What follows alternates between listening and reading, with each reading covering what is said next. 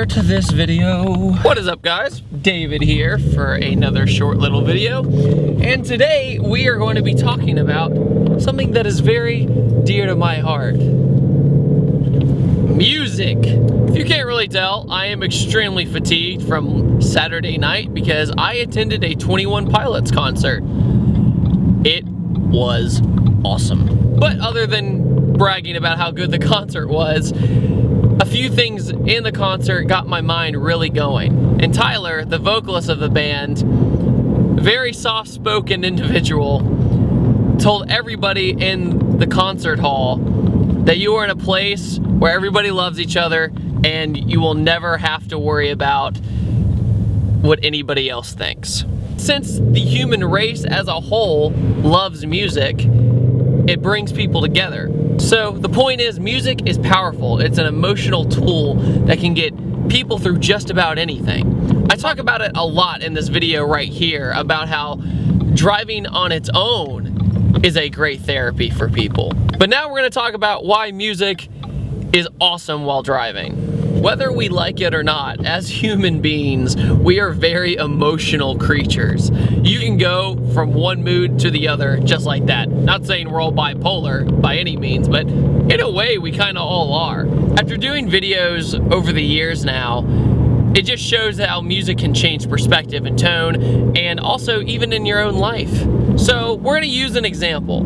Here are some driving clips from a past video, and we're going to put some different music to it to show what the effect is.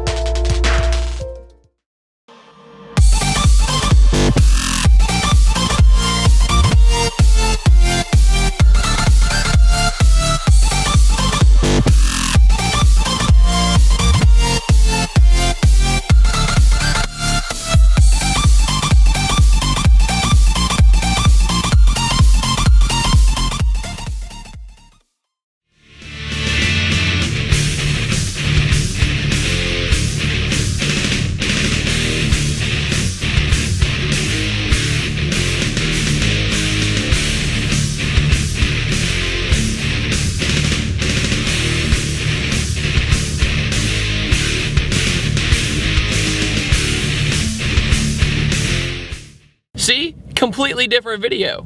One was a intense, high-speed driving action, while the other one was a mellow, I'm trying to clear my head, joy through the forest.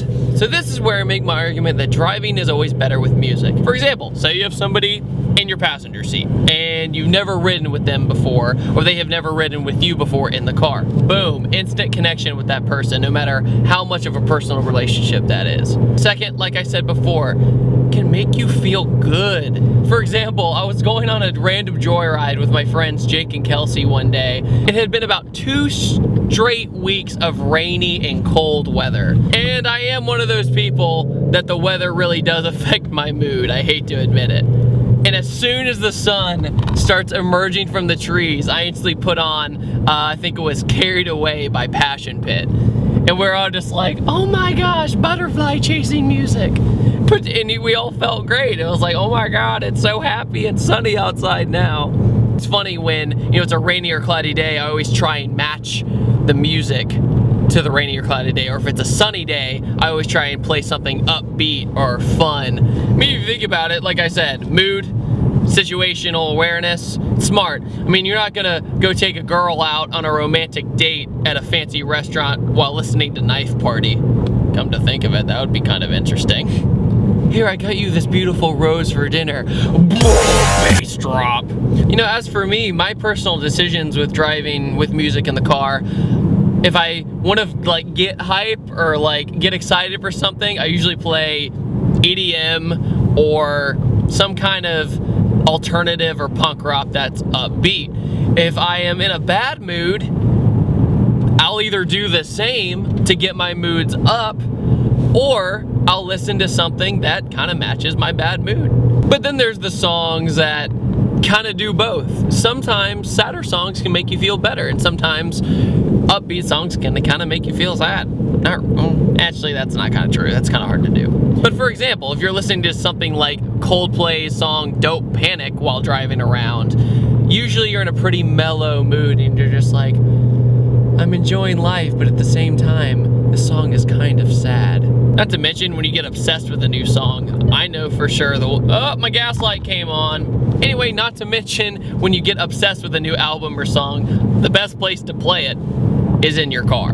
So you're not really annoying anybody else, say in your house or your roommates or what have you, screaming at you for listening to the same thing if you don't have headphones. Ooh, a 1964 Mustang pulled up in front of me.